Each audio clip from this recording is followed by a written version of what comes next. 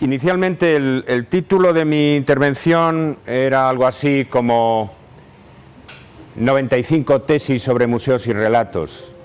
Me metí a redactar unas 95 tesis a imagen y semejanza de las famosas tesis de Lutero en la puerta de la iglesia del castillo de Wittenberg, un poco como había hecho cuando escribí hace unos años en Twitter 95 tesis sobre museos y redes sociales. Aquello sí se escribió y, digamos, se publicó en Twitter y eran como enunciados muy breves, telegráficos, pues contando algunas cosas que yo pensaba sobre museos y medios sociales. En realidad ahora me he metido en un berenjenal y no he podido realmente ni llegar a la mitad de lo que hubiera sido una serie de tesis sobre museos y narrativas, museos y relatos, porque el asunto es pues bastante endiablado. He estado leyendo sobre narratología desde hace meses y trabajando sobre el asunto, y ahí es tan extenso y tan complejo, bueno, como este curso ya da idea, ¿no? Entonces finalmente decidí que me iba a concentrar en un asunto, perdón, en un problema mucho más localizado, del que me he ocupado en otras ocasiones, porque en la facultad, en la Universidad Autónoma de Madrid, algunos años di cursos de especialidad sobre este tema, que es el asunto de la novela de artista, o el papel del artista y la obra de arte en la ficción, sobre todo del siglo XIX o entre el siglo XIX y el siglo XX. Ustedes saben que hay un subgénero de la literatura romántica y posromántica, que es la Künstlerroman, el término alemán es el que se suele utilizar como designación, la novela de artista, que a veces se considera como una especie de subgénero de la Bildungsroman, de la novela de formación, que cuenta la vocación y educación del protagonista en sus años de juventud hasta que se convierte en alguien, por ejemplo, en un artista maduro. Y bueno, para los que nos interesamos por el arte, seamos o no historiadores del arte, las ficciones sobre artistas desde el romanticismo para acá son enormemente fecundas en ideas, en posibilidades. Entonces pensé que para los que estáis interesados en las narrativas del museo, en las posibilidades narrativas del museo, esta es una perspectiva que tiene posibilidades, que tiene interés, ¿no? La mayor parte de nuestras narrativas habituales proceden de la historiografía del arte, pero necesitamos romper los protocolos de la historiografía del arte, los modos habituales de aproximación a las obras de nuestras colecciones, a las obras de los museos, que se han vuelto a veces muy previsibles, muy rutinarios, ¿no? Este verano estoy trabajando en uno de los itinerarios que publicaremos en el otoño en la web, y que es un mashup de la colección Thyssen, que se llama Vampiros y Zombies, con la idea de recorrer pues unas cuantas obras de la colección desde este approach, digamos, no muy convencional, no muy ortodoxo. Hay como un 60% de vampiros y un 40% de zombies, que están representados en obras maestras importantes que van desde el Renacimiento hasta el siglo XX. ¿Qué sentido tiene una tontería narrativa como esta? Bueno, pues para mí tiene el sentido, aparte de lo que tiene de diversión, tiene el sentido de romper, como decía antes, con los protocolos habituales que tendemos a aplicar automáticamente para definir las colecciones, que es nuestro repertorio de periodos, de estilos, de movimientos, las biografías de los artistas, la historia de las técnicas, todos esos repertorios de los que echamos mano automáticamente cuando nos enfrentamos al desafío que se enfrentan los educadores, los profesores de enseñanza media, los profesores de universidad, los guías de los museos, las guías de los museos, para decir qué cuento de este cuadro, qué cuento de esta sala, qué cuento del conjunto de esta planta del museo, ¿no? Bueno, siempre utilizamos los mismos repertorios, o tendemos a utilizar los mismos repertorios. Tenemos que romper con esos hábitos.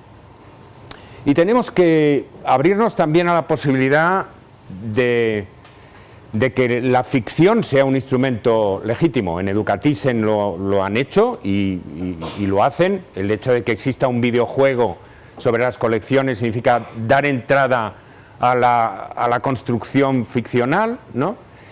Y cuando hacemos también que los visitantes cuenten sus propias historias sobre las obras de arte de la colección, estamos dando entrada, por lo menos en posibilidad, a la ficción, porque las historias que la gente cuenta de sí misma y de lo que las obras de arte provocan en ellos son un modo de la ficción. No quiere decir que todo sea inventado, pero son una construcción de ficción, con una trama, con unos personajes, etcétera. Bueno, todo esto a modo de justificación sobre por qué me concentro en Balzac, Hawthorne, James y Proust.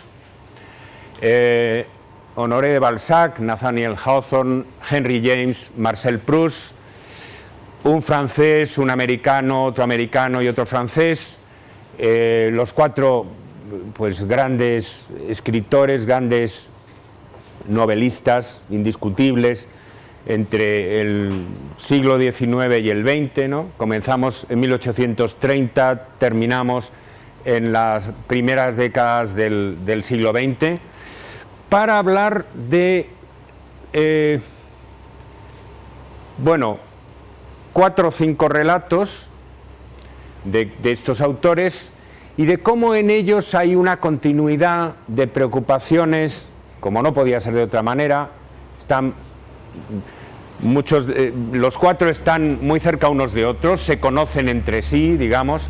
Bueno, Balzac no podía conocer a sus sucesores, pero los demás conocían a sus antecesores y a sus contemporáneos, y trabajan sobre unos mitos que constantemente recurren. Entonces, los 2 mitos fundamentales de los que me voy a servir son el mito de Pigmalión y el mito de Medusa. Son 2 mitos muy básicos. El de Pigmalión, conocido para nosotros, divulgado, que entra en nuestro repertorio por Ovidio, por las Metamorfosis de Ovidio, aunque sea una historia griega anterior.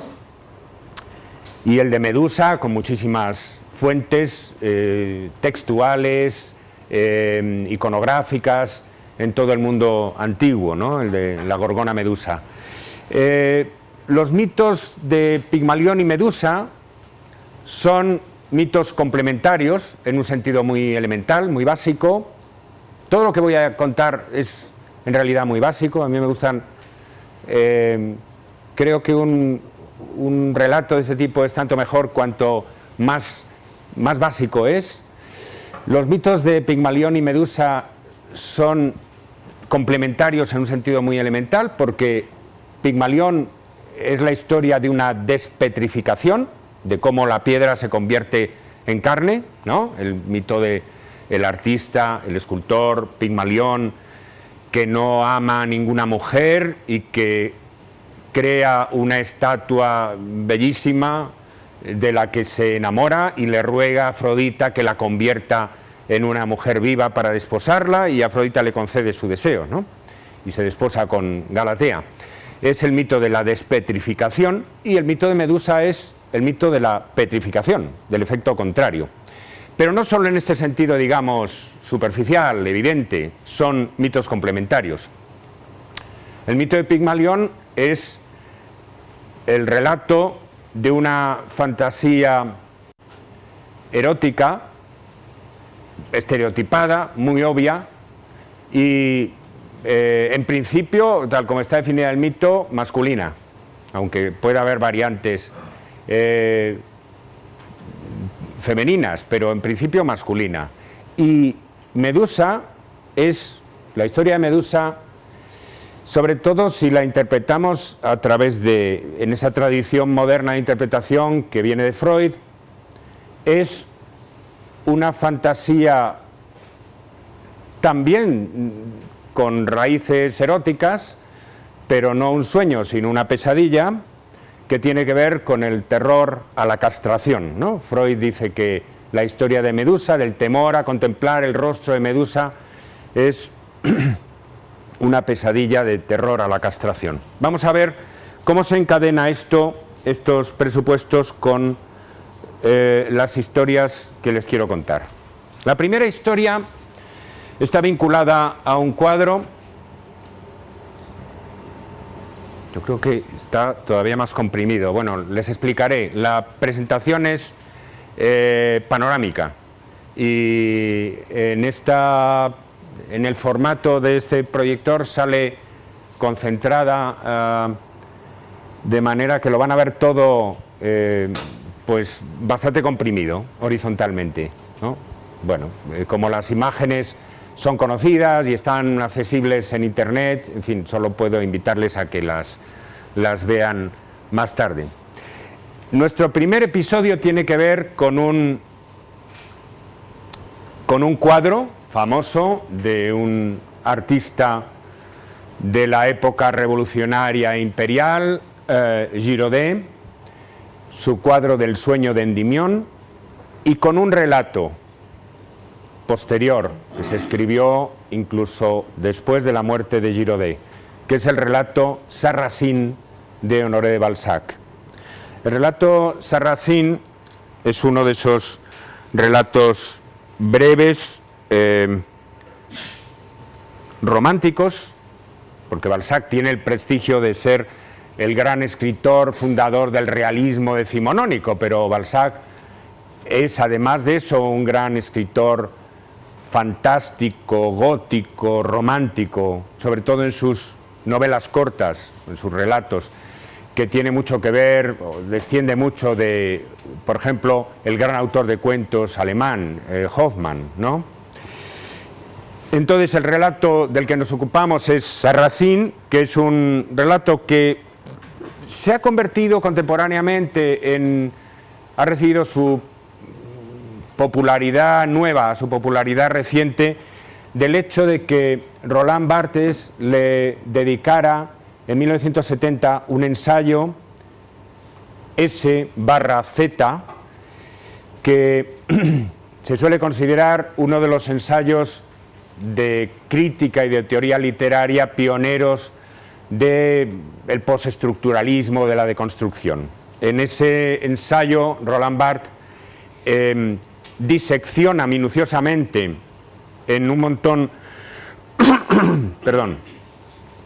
de pequeñas piezas o segmentos la novelita de Balzac, de acuerdo con 5 códigos distintos. Procede a un trabajo realmente de deconstrucción del relato impresionante. Y bueno, pues la novelita de Balzac, que por otra parte es deliciosa, ha recuperado una popularidad que no tenía antes, o ha conseguido una popularidad que no tenía antes. Les cuento muy brevemente el relato y de antemano les aviso que hay spoilers, claro, o sea que los que no hayan leído la novela pues ya no será lo mismo, no la disfrutarán igual después de que se la destripe, ¿no? La novela Sarrasine la cuenta un narrador que está en torno a la medianoche durante un baile, está sentado en un baile al que se ha llevado a una chica, Beatriz Rochefort, está sentado junto a la ventana y está mirando al paisaje nocturno nevado exterior, que es como un ejemplo de desolación, y al espectáculo de dentro de la sala de baile, que es cálido y animado y festivo, ¿no? Se celebra el baile en casa de una familia muy rica, los señores de Lanty, sobre cuya fortuna todos los parisienses se hacen muchas preguntas. Nadie sabe de dónde procede su inmensa riqueza. Y en ese baile, el narrador y su acompañante, Beatriz Rochefide, a la que el narrador se quiere ligar, por decirlo vulgarmente, se intrigan por la presencia de un viejo, muy viejo, casi un espectro, dice el narrador, que deambula por la sala, que nadie sabe quién es y que no se trata tampoco con nadie. En un momento la acompañante del narrador se roza con ese personaje intrigante, con ese personaje espectral, y huye a otras salas. El narrador y su acompañante se van a otras salas, se escapan a otras salas, donde se encuentran una obra colgada de la pared, que es una pintura de Diane, que representa un bellísimo Adonis tumbado sobre una piel de león. Entonces ya tenemos un personaje intrigante y una obra de arte que también va a ser no menos intrigante. En las novelas de artista, en las novelas que tienen como en su centro una intriga relacionada con una obra de arte o con una serie de obras de arte, es muy frecuente que el problema se establezca en términos de un personaje real, una pintura o una escultura, ¿qué conexión existe entre ellos?, ¿no? Y es muy frecuente que la conexión se establezca en el sentido de la pintura o la escultura es un retrato, en realidad, del personaje, pero para llegar a reconocer el personaje en su retrato tiene que desarrollarse toda la historia. El reconocimiento como motor y como meta de la intriga es una clave de estas novelas de artista. El personaje que pinta un retrato de una mujer, por ejemplo, a la que ama, y ese retrato luego es reconocido o bien por él al cabo del tiempo o bien por otro personaje identificado con la retratada, ¿no? Por ejemplo, es un argumento muy frecuente en la novelística, en la ficción romántica del XIX. En este caso, desde el principio podemos sospechar que hay una relación misteriosa entre el anciano que está presente en el baile y la obra de arte del Adonis, por más distintos que sean.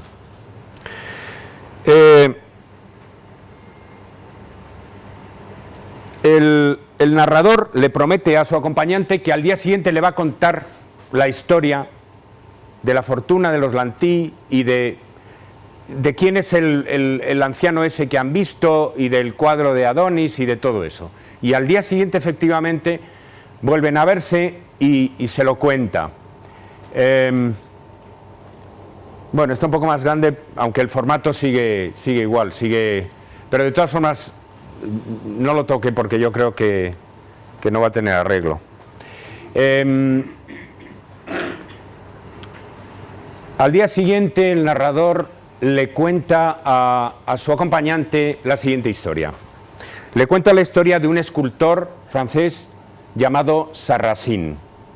Es un escultor que se forma con un escultor famoso, Bouchardon, y va a Roma como tantos artistas de su época. Es un artista del siglo XVIII y en Roma pues trabaja deslumbrado por la antigüedad clásica y tal, y en Roma asiste a una ópera. Y en la ópera descubre a una cantante maravillosa, que no solo es una primadona formidable, sino que es además una mujer bellísima. El protagonista, el escultor Sarrasine, era un escultor muy concentrado en su arte, que solo ha tenido, y esto ya lo asemeja a la figura de Pigmalión, que no ha tenido más amantes que sus estatuas. Ha estado tan sumergido, tan inmerso en su trabajo, que no ha tenido mucho tiempo para salir con mujeres. Solo ha tenido un amante que era cantante de ópera y ella le ha dejado ya porque ha visto que era imposible, que él estaba enteramente sumido en su arte. Entonces hay que entender que este es un perfil pigmaliónico, el del tipo aislado y concentrado en el amor de su musa enteramente, ¿no? Entonces, Sarrasine se enamora casi, experimenta un coup de foudre con la diva que canta en escena, pregunta por su nombre y le dicen que se llama Zambinella. Y a partir de entonces se saca un abono para la ópera y va todas las noches, y la ve en todas las óperas posibles. Y bueno, pues se vuelve al estudio, la dibuja en todas las posturas, vestida, desnuda, cantando, en posturas amorosas, etc. Y empieza a ver que hay signos, que Zambinella le dirige miradas desde la escena, que empieza a ver como un cierto reconocimiento mutuo. Y se la encuentra en una fiesta después de una ópera y trata de seducirla, pero ella le elude, ella le dice que no, que es imposible, que aunque estuviera enamorada de él, que su amor sería completamente imposible.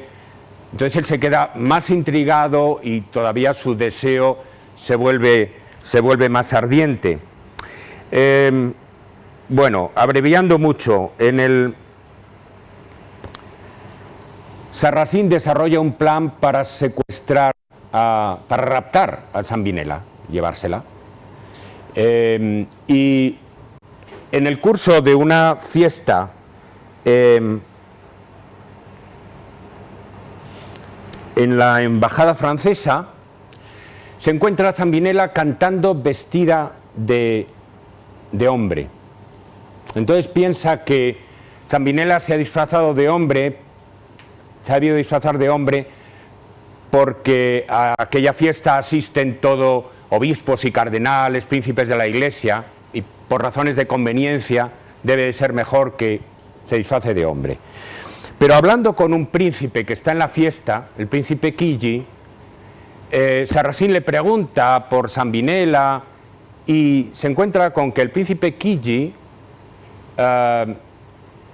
no está de acuerdo de todo con que Zambinella sea una mujer y le sugiere que Zambinella no puede ser una mujer en realidad, porque en los estados papales las mujeres no suben al escenario. Chigi ya desliza en el ánimo de Sarrasine la sospecha de que Zambinella sería un castrato. Entonces, cada vez más inquieto y cada vez más furioso, Sarrasine se lleva a Zambinella a su estudio, finalmente la rapta, y en el estudio tiene lugar una escena en la que Zambinella convive con su estatua, con la estatua que Sarrasine ha creado de ella. Perdón. O sea que de nuevo se plantea la cuestión del reconocimiento, de la identificación entre la figura viva y la figura de la obra de arte. En un momento dado su ira es tanta cuando ella le confirma que ella es en realidad un castrato, que ella es él, que Sarrasine saca la espada, saca el puñal para matarla allí mismo. Pero entonces entran los sicarios del cardenal que protege al castrato Zambinella y que se supone que es su amante, y lo matan allí mismo. Esa es la historia de Sarrasine, ¿no? En la historia de Sarrasine desemboca en este cuadro, que es un cuadro real. La maravilla de Sarrasine es que sea un puente tendido entre una historia tan completamente fantástica y una obra de arte efectivamente existente que fascinaba a Balzac y que todavía conservamos en el Louvre, ¿no? Y todo hace suponer que Balzac tramó la ficción a partir de su contemplación de este Endymion de Girodet, pero ignorando la historia de Endymion, del pastor Endymion, ignorando el texto mitológico en el que la pintura se inspiraba. Aquí quiero hacer un inciso. Normalmente, cuando hablamos del contenido narrativo en las pinturas o en las esculturas, nos referimos a sus fuentes textuales, ¿no? El 99% de los estudios sobre el contenido narrativo de una pintura de historia, una pintura religiosa, una pintura, se refiere a la localización de su fuente textual o sus fuentes textuales y a la iconografía que a partir de esas fuentes textuales ha establecido un determinado modo de representar una escena, ¿no? Aquí nosotros no estamos hablando de un contenido que las imágenes tomen de un texto previo. Estamos hablando de textos, vamos a hablar de textos que se inspiran en una imagen, ficciones que nacen de una imagen, ¿eh? O sea que hemos invertido completamente el sentido habitual de esto. Pero además me interesa subrayar lo que hay de transmedial o intermedial en esto. La mayor parte de las ficciones de artista hablan de cuadros imaginarios o de esculturas imaginarias, ¿no? O sea, podéis leer infinidad de ficciones románticas sobre retratos mágicos, retratos intrigantes, retratos misteriosos, estatuas que se animan, todo esto. Pero en el 99% de los casos son obras de arte que el autor se ha inventado y que no podemos ver, ¿no? Lo grande de este relato de Balzac y de algunos otros que vamos a ver en esta mañana es que hablan de una pintura real, con lo cual nos ofrecen medios y estrategias para tender un puente entre lo que el autor veía y nosotros vemos también, y el público en general y los espectadores, el público al que nos vamos a dirigir cuando construyamos nuestros propios relatos, y la imagen, ¿no? La imagen y el texto vinculados, digamos, a los ojos de todos. El Endymion de Girodet llamó la atención en su propia época como una obra de belleza sublime, pero manifiestamente andrógina y manifiestamente inquietante en la indefinición de género de la figura. Una figura tremendamente mórbida, tremendamente más femenina que masculina, aunque ostente, bueno, un tórax de Antino, un tórax muy ancho y un sexo que aquí casi no se ve, pero que es visible en la pintura. Muy pequeñito, como el de las estatuas, pero visible, bien visible, porque es un desnudo frontal. O sea que no se da la ambigüedad que había, por ejemplo, en otras representaciones, como muchas de las representaciones del hermafrodito, que veremos ahora, que son de espaldas y donde el sexo de la figura no se intuye. El Endymion de Girodet, su procedencia real, de donde venía realmente iconográficamente, era de un sarcófago de Villa Borghese, que no es este, pero este es un buen ejemplo de sarcófago con el tema de Endymion, que es un tema, por otra parte, muy frecuente en los sarcófagos romanos, porque ustedes saben que el sueño eterno de Endymion, con su eterna juventud y besado por la luna, pues es un tema perfecto para edulcorar, para eufemizar, para embellecer el descanso eterno, la muerte. Entonces, en estos sarcófagos aparece, ven, la figura de Endymion, un poco como la desarrollará después. Lo que pasa es que Girodet ha prescindido de toda la faramalla de figuras, ha prescindido incluso de Selene, que en este caso está bajando del carro y para besar a Endymion, y lo ha dejado solo en la figura del céfiro, que abre las ramas para que la luna, el rayo de luna caiga sobre Endymion. Este es el hermafrodito dormido, que era un precedente también antiguo que podía tener la cabeza de Girodet. Este es el tercero de las copias romanas del hermafrodito dormido, que se encuentra en Roma. Hay uno en el Louvre, hay otro en la Galería Borghese y está este también, que es una figura pues notablemente, intensamente andrógina, que por un lado exhibe una espalda y un culo como que a mí me recuerda siempre mucho a la Venus de Velázquez. Supongo que porque la Venus de Velázquez estaría influida, ¿no?, por la visión del hermafrodito, seguro, pero que por el otro lado naturalmente exhibe genitales masculinos. Esto pudo ser también otro elemento que influyera en Girodet, y de hecho en las portadas de Sarracine a veces se utiliza con frecuencia el cuadro de Girodet, pero a veces se utiliza también el hermafrodito dormido. Girodet pintó al final de su vida,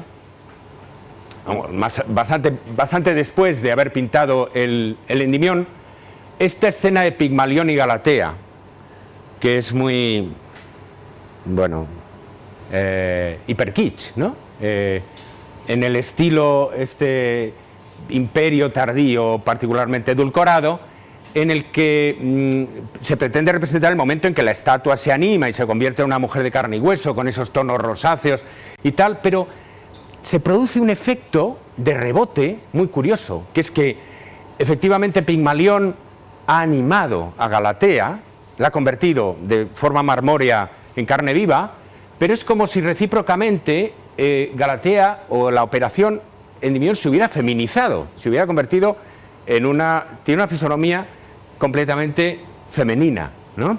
Y una dulzura, o sea que hay un efecto como de ida y vuelta, de dar vida y de transformación de género, de cambio, de salto de género, de gender bending, ¿no? Vamos a volver brevemente a la historia de Sarracine, que les he contado. En mi opinión,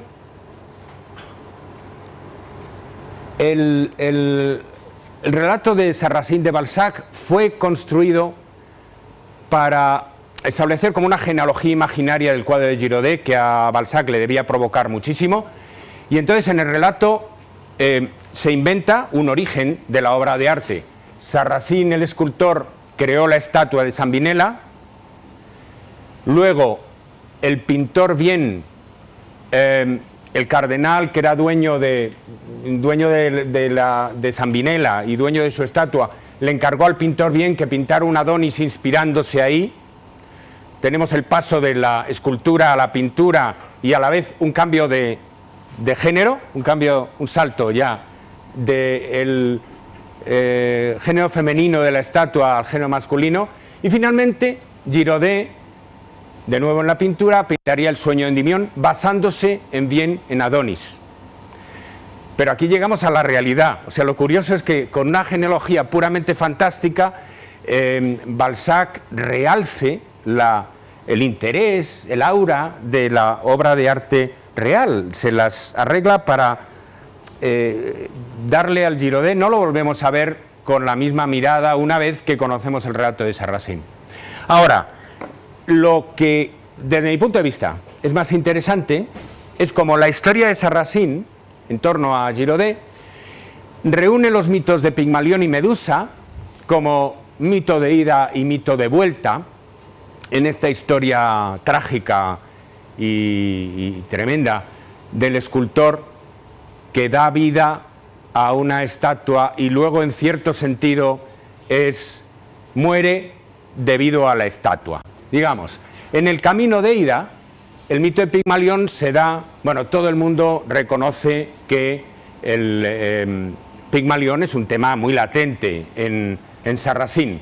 Sarracine es el creador que crea y da vida a Zambinella, y Zambinella es una obra de arte, una ficción, pero que se transforma en una mujer de carne y huesos, se la puede abrazar, se la puede besar. Lo que pasa es que su carácter es un carácter ficticio, es un carácter construido, es un carácter creado. porque en el fondo la mujer ideal no es una mujer, ¿no? Es un constructo virtual, ¿no? Ahora, la vuelta de esto, el camino de vuelta, porque digamos el recorrido del relato iría así, en U, sería que el cuerpo que efectivamente está detrás del nombre Ciambinella, el cuerpo del castrato, digamos que se venga, porque al darse a conocer el cuerpo del castrato a Sarracín, Sarracín literalmente queda petrificado. Bueno, literalmente se queda de piedra, pero sufre una especie, Barthes dice que sufre una especie de castración simbólica, se queda desarticulado en su libido y al darse cuenta de que en realidad su deseo ha sido un deseo homosexual y finalmente es aniquilado además por los emisarios del cardenal Cicognara, que es el protector de Ciambinella. Entonces, veis cómo se encadenan, digamos, los dos mitos, de manera que Medusa se convierte como en el reverso de Pigmalión. La pesadilla medusea de la castración y la muerte se convierte en el rebote, en la vuelta de esa ida maravillosa, fantástica, que era el mito de Pigmalión. Nuestra segunda novela, nuestro segundo relato, tiene también que ver con estatuas, tiene que ver con Roma, y es una novela de Nathaniel Hawthorne, publicada 30 años después que Sarracín, que se titula The Marble Faun, el fauno de mármol.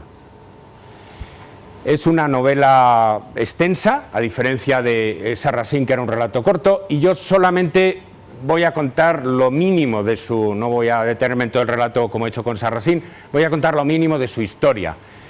Es la historia de 4 jóvenes artistas, la novela de Marble Faun, que son 3 artistas americanos: Kenyon, que es un escultor; Hilda, que es una pintora; Miriam, que es otra pintora; y un noble italiano, joven también, que se llama Donatello. La primera escena de la novela de Hawthorne tiene lugar en los museos capitolinos, en la galería de escultura.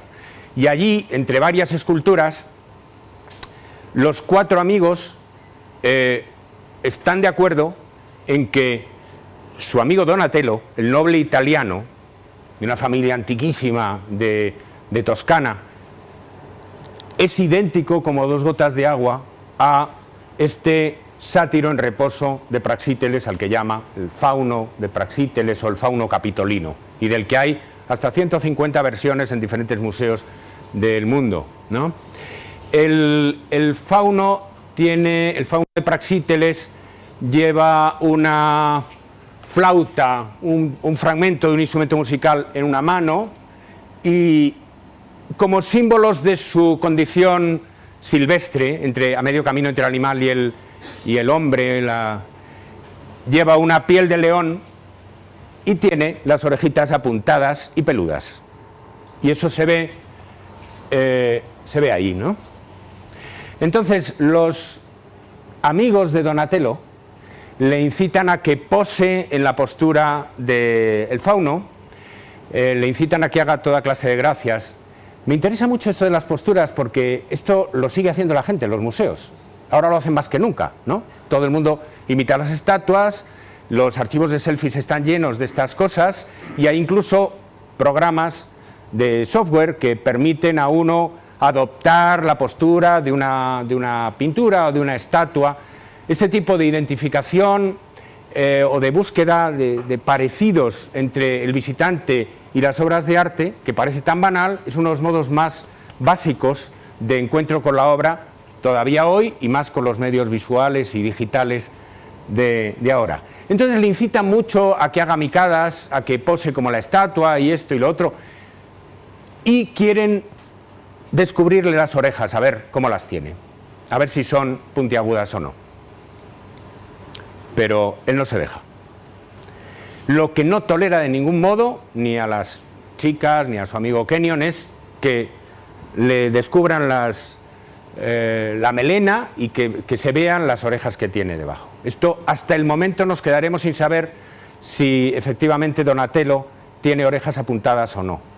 Porque se dice, hay una leyenda de que su familia procede de un antiquísimo origen y que sus antepasados más remotos son efectivamente faunos, criaturas del bosque, que se casaron con humanos y que crearon esa dinastía, ¿no?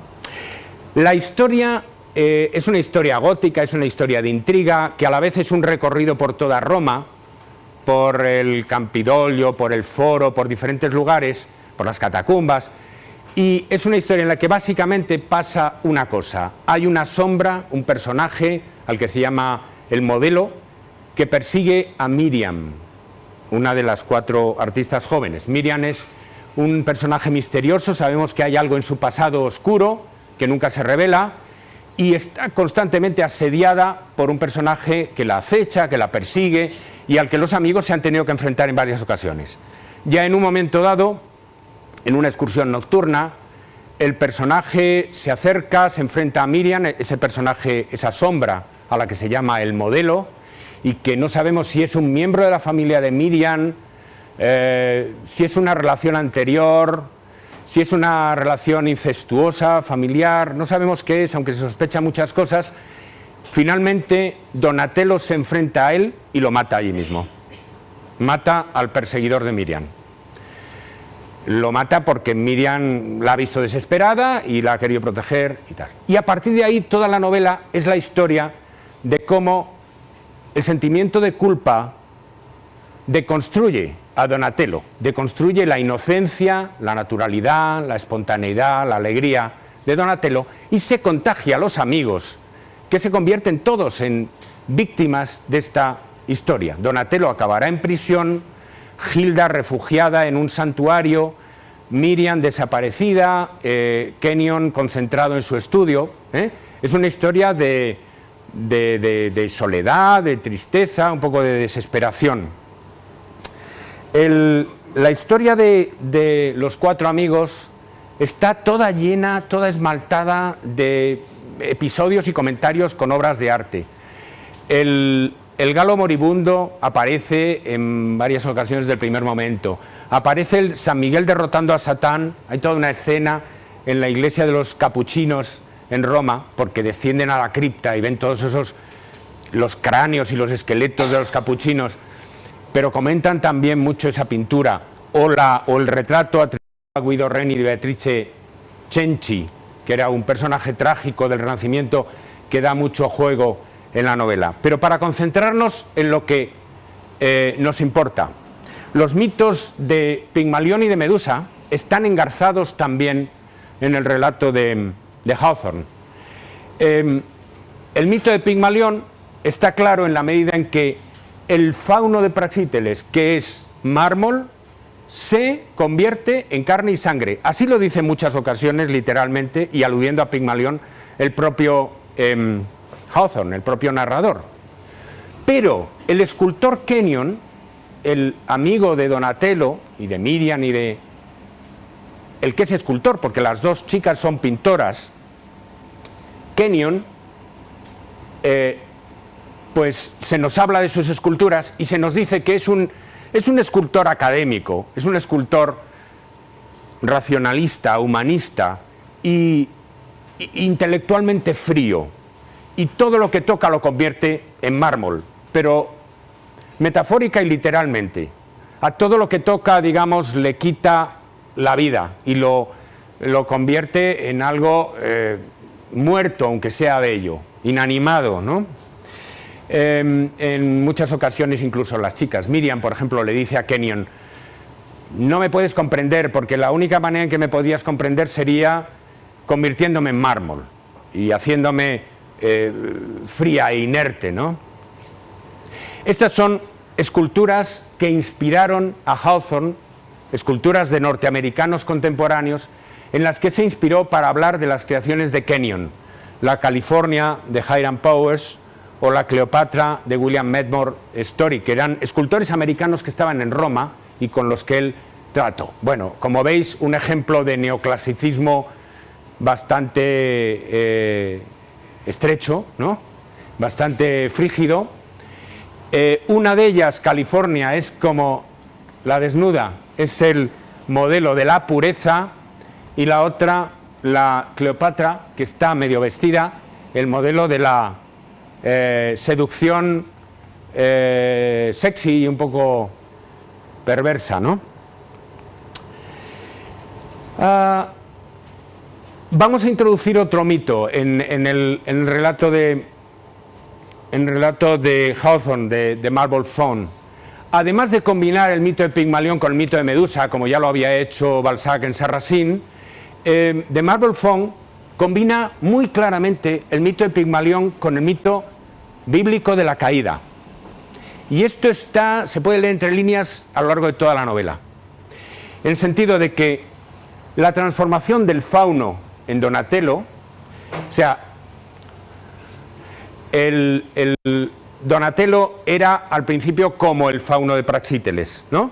Pero luego, después de su crimen, se va convirtiendo en un ser con conciencia, con experiencia, con sentido de culpa, en un verdadero humano de carne y hueso. Es como la historia de Pinocho, ¿no?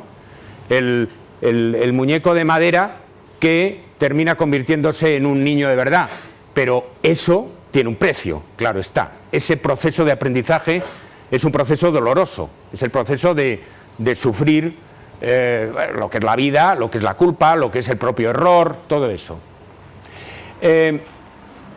Ese proceso doloroso de sufrimiento que conduce a la transformación de la piedra en carne, lo entiende Hawthorne con el esquema bíblico. Hawthorne es un novelista puritano, ¿no?, del mundo americano de mediados del siglo XIX. La transformación del fauno en Donatello es la transformación de Adán antes de la caída en el Adán expulsado del paraíso después. Es la transformación entre la inocencia prelapsaria, la inocencia de antes de la caída, y la experiencia, el sentimiento de culpa posterior.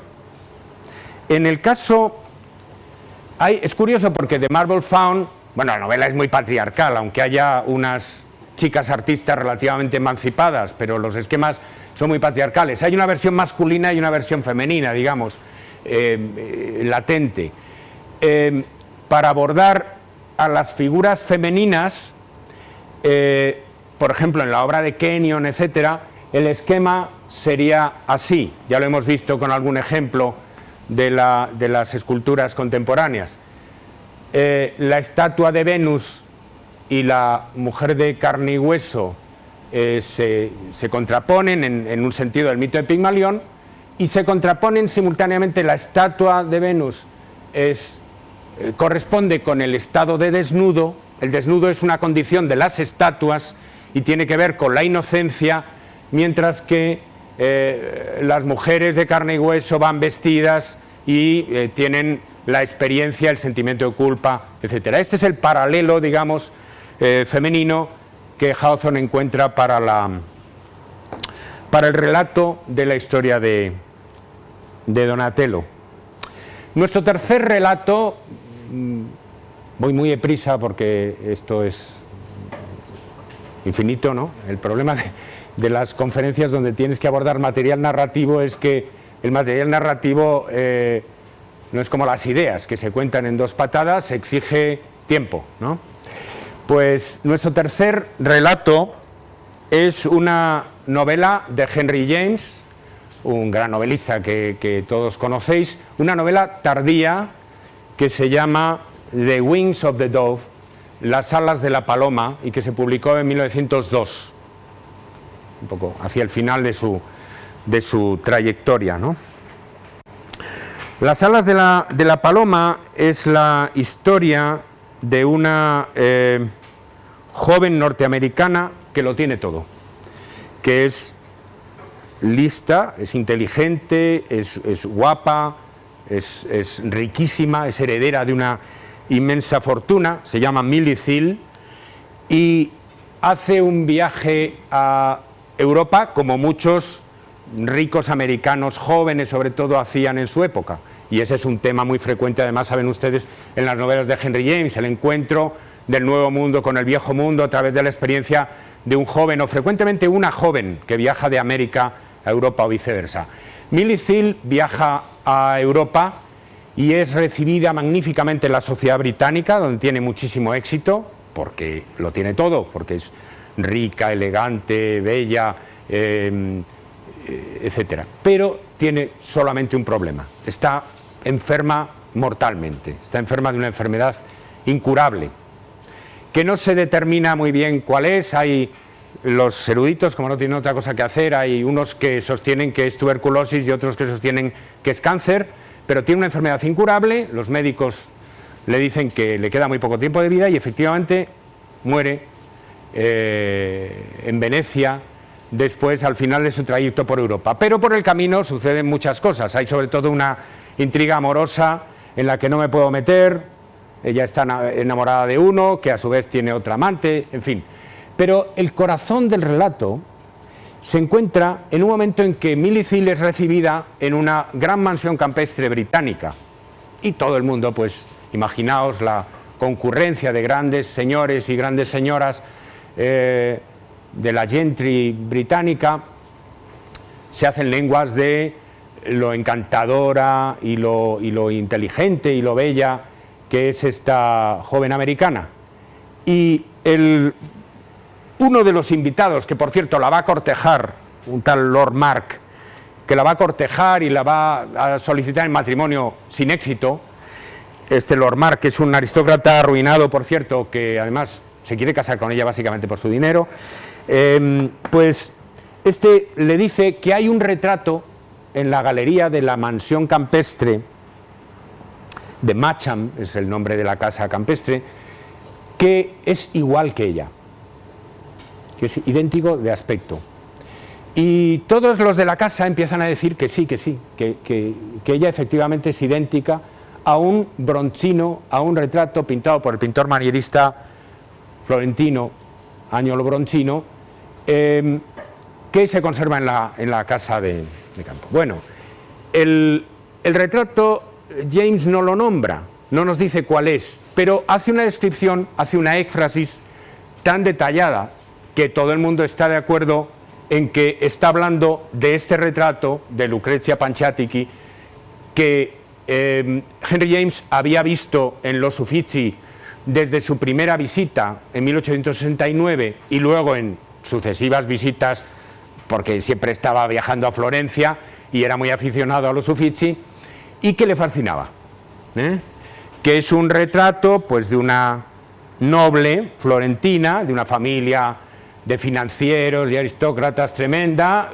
Bronzino retrató también a Bartolomeo Panciatichi, que tiene una pinta tremendamente siniestra, ¿no?, peligrosa, de aristócrata psicópata o algo, y que aparece también con una posición muy elegante y distanciada, como suele pasar en los retratos de...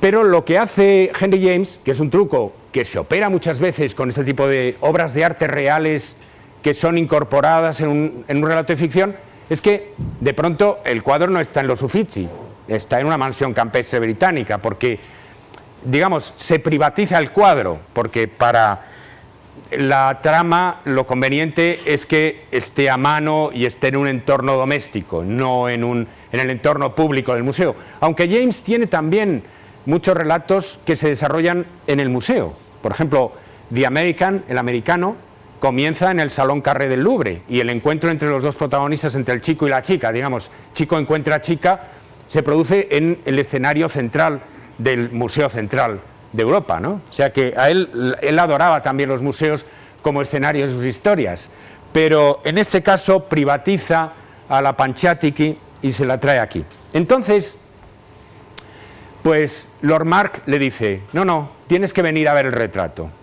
tienes que venir a verlo. Y la mete por la galería de la casa, y van avanzando, la oscuridad y tal, y van entrando adentro. El Bronzino estaba muy adentro, estaba en unas salas muy adentro, y finalmente Millie Thiel se encuentra ante este retrato, y entonces cuando le empieza a mirar, los ojos se le arrasan en lágrimas, y empieza a meditar sobre su vida y a meditar sobre todo, no sabe bien por qué.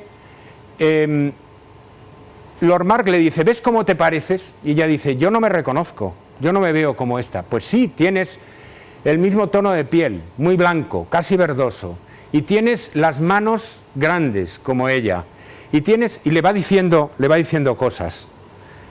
Hace unas descripciones geniales el narrador, porque son descripciones subordinadas al interés narrativo. La éfrasis, que es ese género clásico de descripción que se refiere a obras de arte, está completamente sometida a los intereses narrativos de la caracterización de los personajes y de la acción. O sea, lo que hace James es que veamos a Panchátiki tal como la ve la protagonista, Millie Thiel, y tal como le dicen que tiene que verla, etcétera. O sea, que hay un conflicto entre puntos de vista. Dicen, pero si te pareces, ¿no ves que te pareces? No lo veo. Es que uno mismo a veces es muy difícil reconocerse en una imagen, tal. La imagen de Panchátiki tiene detalles formidables. Por ejemplo, lleva un collar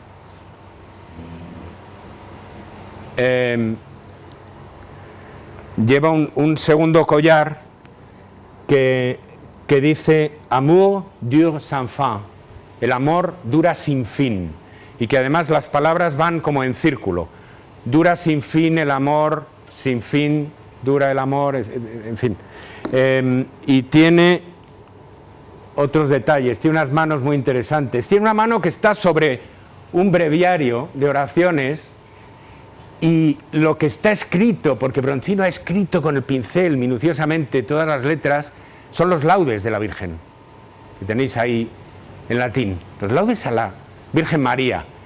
Pero la otra mano, como dice un Gillis Miller, un crítico literario norteamericano muy conocido y particularmente malintencionado, la otra mano, los dedos son como dos piernecitas entreabiertas que sugieren una sensualidad muy intensa bajo la falda de la señora Panchátiki, que es tan aparentemente tan marmórea, ¿no? Y tan fría. Mientras Millie Thiel está delante del retrato de Panchátiki, se da cuenta de que se va a morir. Y hay un momento culminante en el que dice, hace como una reconstrucción de lo que está viendo, y finalmente dice, she was dead, dead, dead. Lo dice ella de Panchátiki, lo dice del retrato.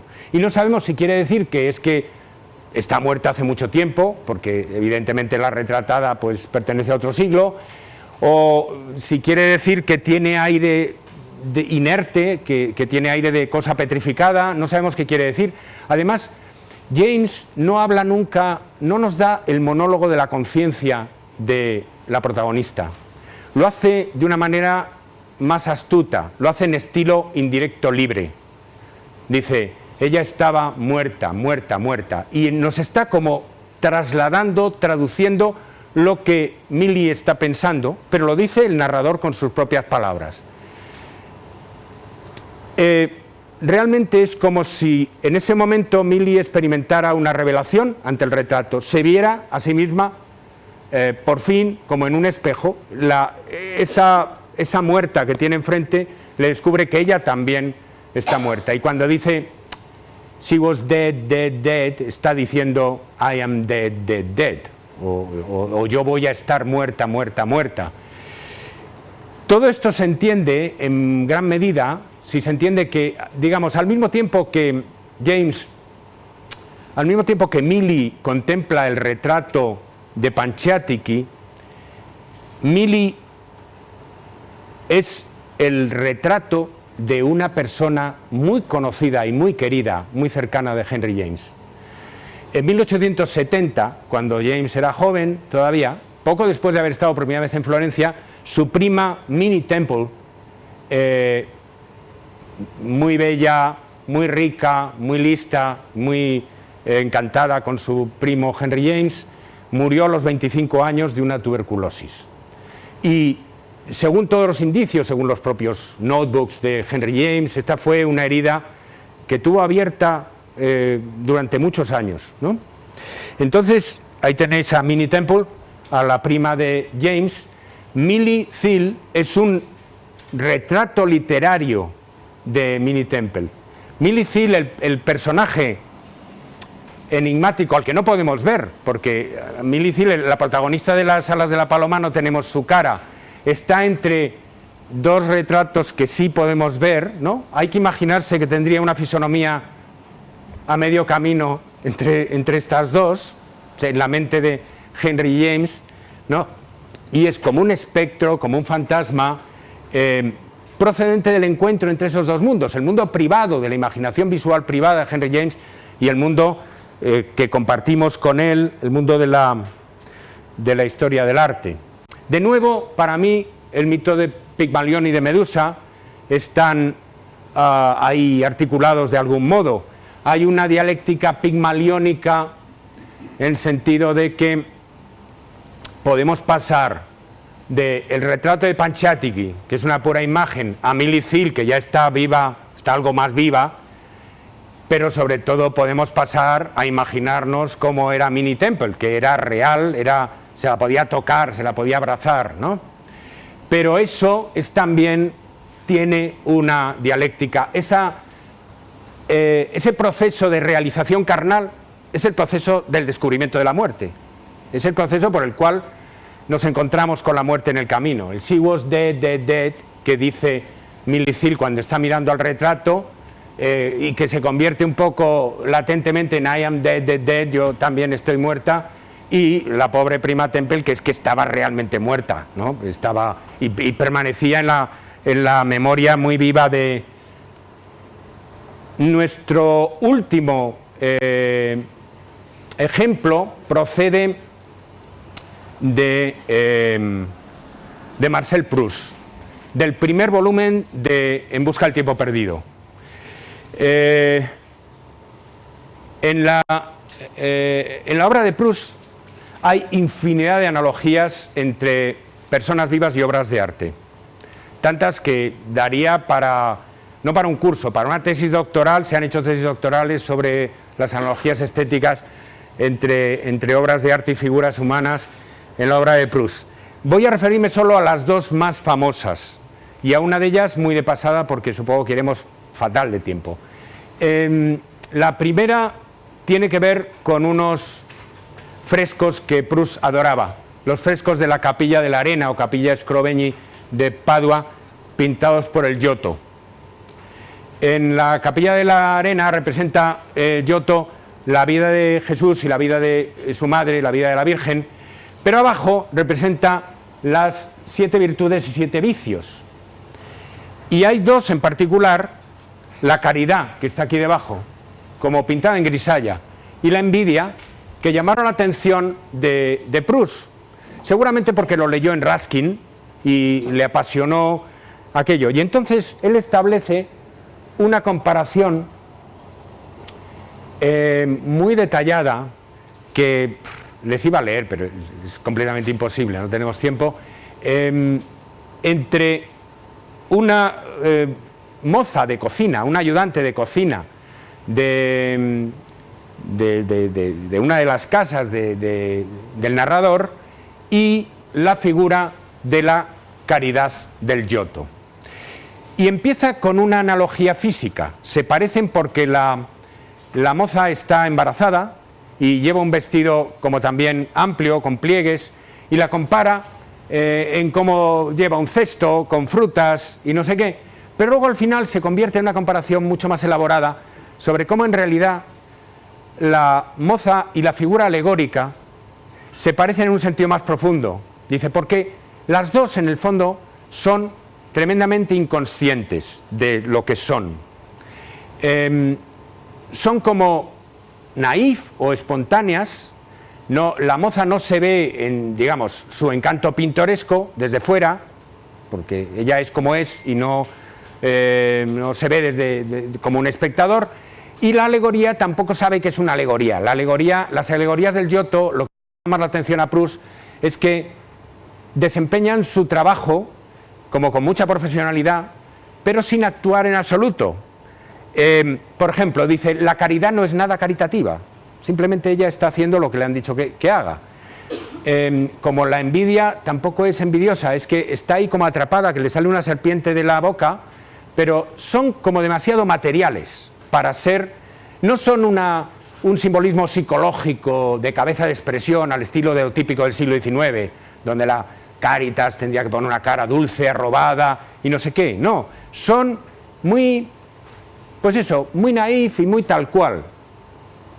Pero en lo que quería centrarme mínimamente no es en esa analogía, que es famosa, sino en otra que se repite, que es la más famosa de las analogías estéticas de Proust y que se establece en esa novelita que se llama Un amour de Swann, un amor de Swann o unos amores de Swann, y que está metida en el primer volumen de la Recherche del tiempo perdido, que cuenta los amores que han tenido lugar antes de que el narrador pues fuera mayor, entre ese personaje del esteta judío refinadísimo y de dinero que es Swann, y Odette de Crécy, que es una demi-mondaine, que es una prostituta de alto nivel con la que terminará casándose, ¿no? Esa historia fantástica de Swann y Odette se desarrolla a través de una constante o casi constante recurso a una pintura de Botticelli de la Sixtina.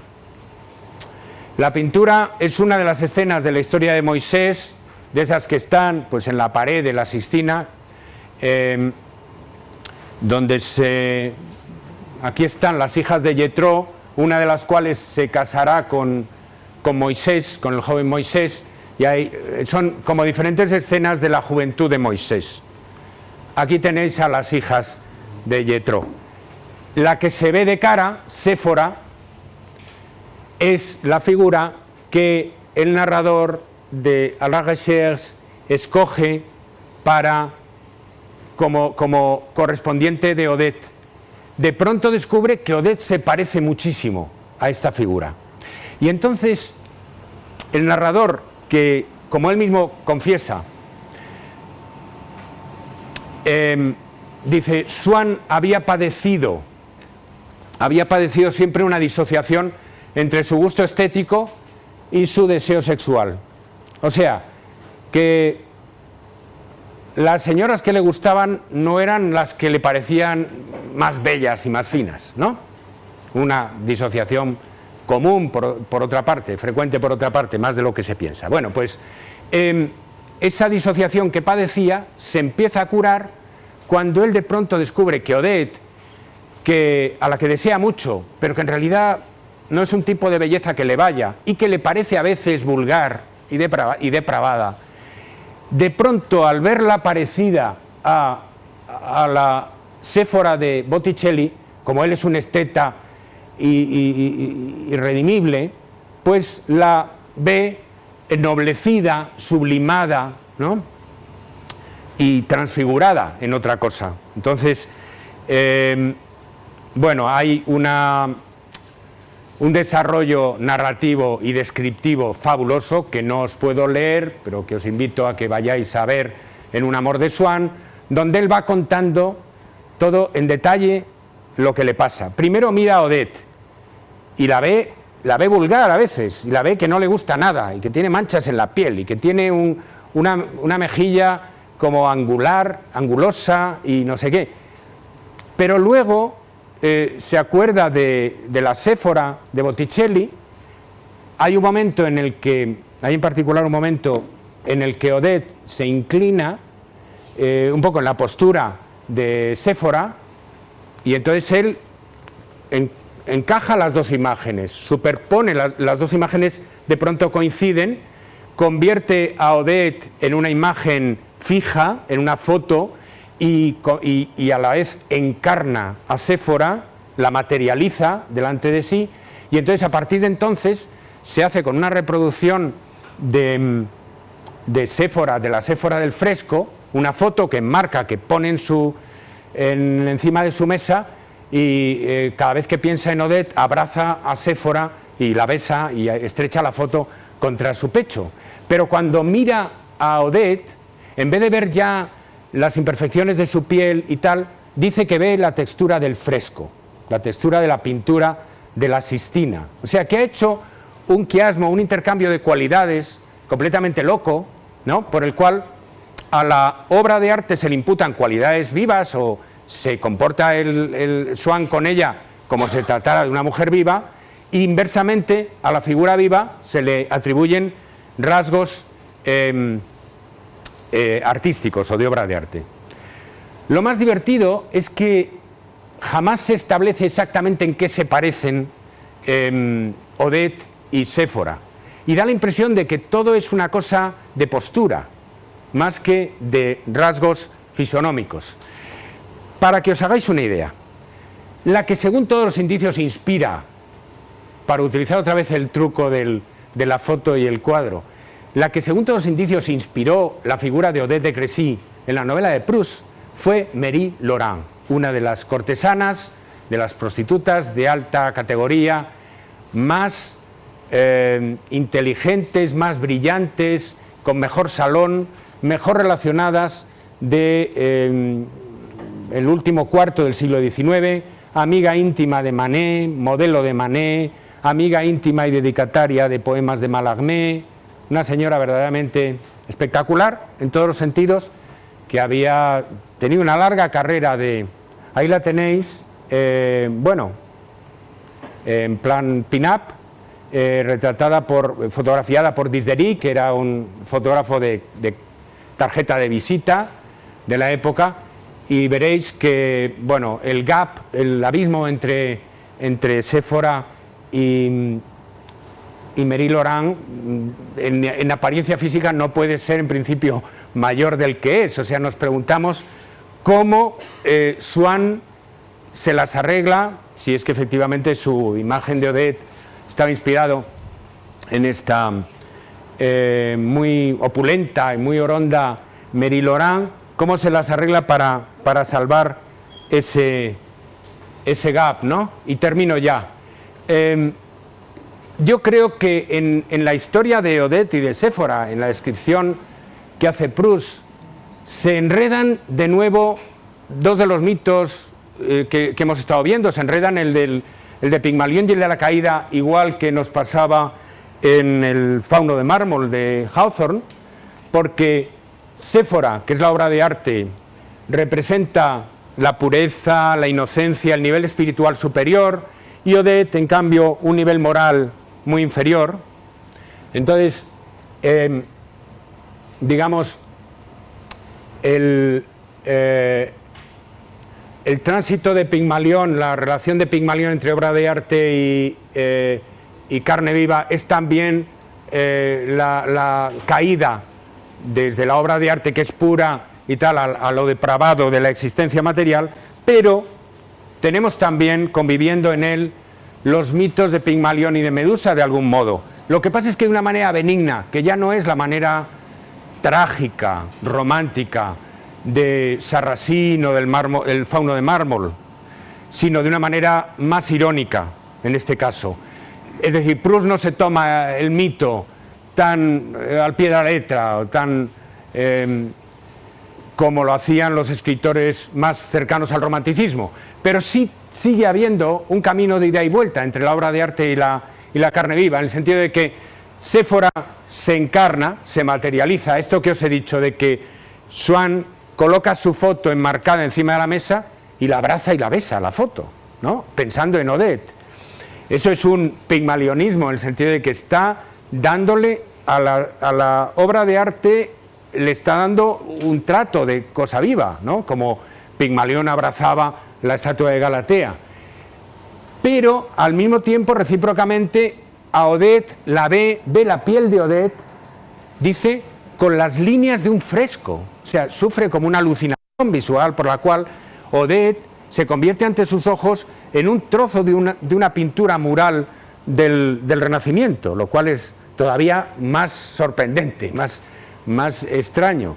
Lo que pasa es que ya el mito de Medusa no tiene aquí ese aspecto doloroso, violento, trágico, mortal que tenía en otros casos, sino que es, bueno, más benigno o más irónico. Muchas gracias.